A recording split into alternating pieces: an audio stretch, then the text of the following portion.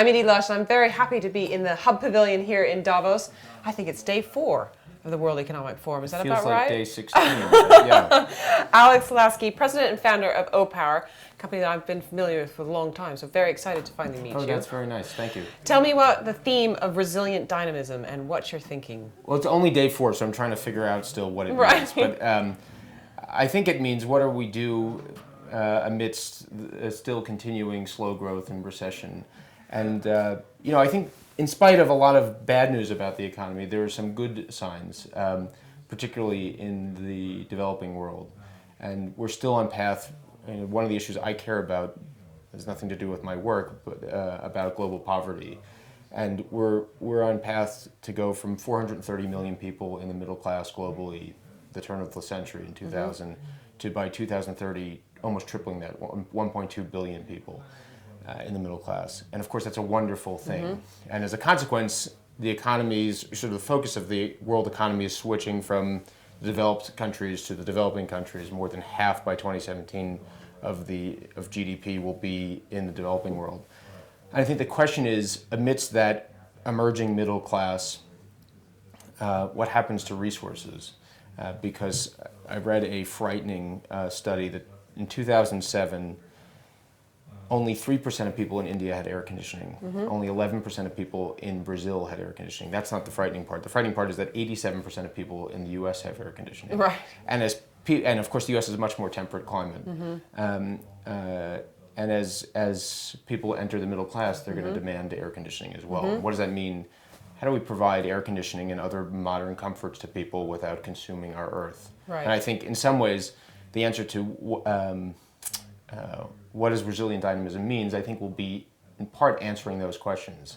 If the 19th and 20th centuries were about manufacturing and production and revolutions in the way we make things, that the 21st century has to be about revolutions in the way we use and consume things.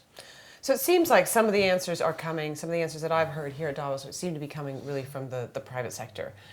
We don't have a global deal yet on emissions, but it does seem to be a lot of hope. So where do you think the solutions are if you take the air conditioning solution or issue? Yeah, I mean, unfortunately, I think it can't come alone from the private sector. And I think actually the good news is that a lot of governments are acting on energy issues, which is the thing that I'm most focused on. It's not the only resource question.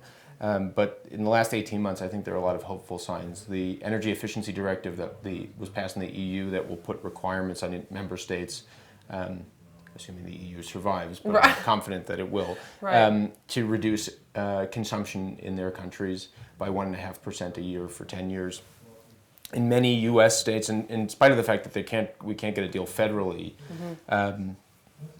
in the states, the utilities are regulated by state commissions, and more than half of the U.S. states, 26 states, have passed energy efficiency requirements, whereby they're creating incentives for utilities to pursue energy efficiency. And the reason I think that regulation and government and policy making is necessary here is that though nearly everybody in the world wants to save energy, of the 800 billion people that will enter the middle class, I'm sure 95% of them think wasting energy is a bad idea. Right. Next to none of them wake up in the morning worried about it or thinking about it. So if you're going to, this can't come alone from consumer interest and private sector. Energy is a synthetic market that governments regulate, and policy has a big role. So it sounds like you would be in favor of a price on carbon in the States. I definitely would be. Do you think that'll happen? I'm hopeful, but not confident that it's going to happen with the current setup in Washington. But I think it will happen in the long term. It has to, as it will happen elsewhere around the world. But I think it's not even necessary. A price on carbon would be a great thing, and reducing subsidies for fossil fuels would be a phenomenal thing. But there are other mechanisms that can be played, and these requirements on energy efficiency work. Utilities are for the most part private actors. They're responsible to shareholders, but they operate in monopolies, and so they're responsible to regulators. And if left to their own devices, of course, the business model is sell more electricity, even the electricity people don't need, and you make more money.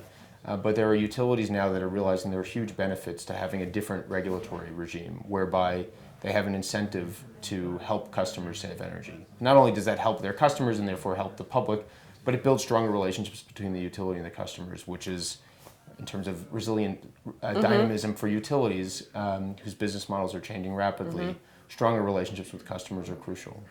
Tell me, I just want to get your thoughts, another massive topic, and we're running out of time, but I wonder what you think about this turn towards natural gas and the Obama administration's interest in trying to help make the U.S.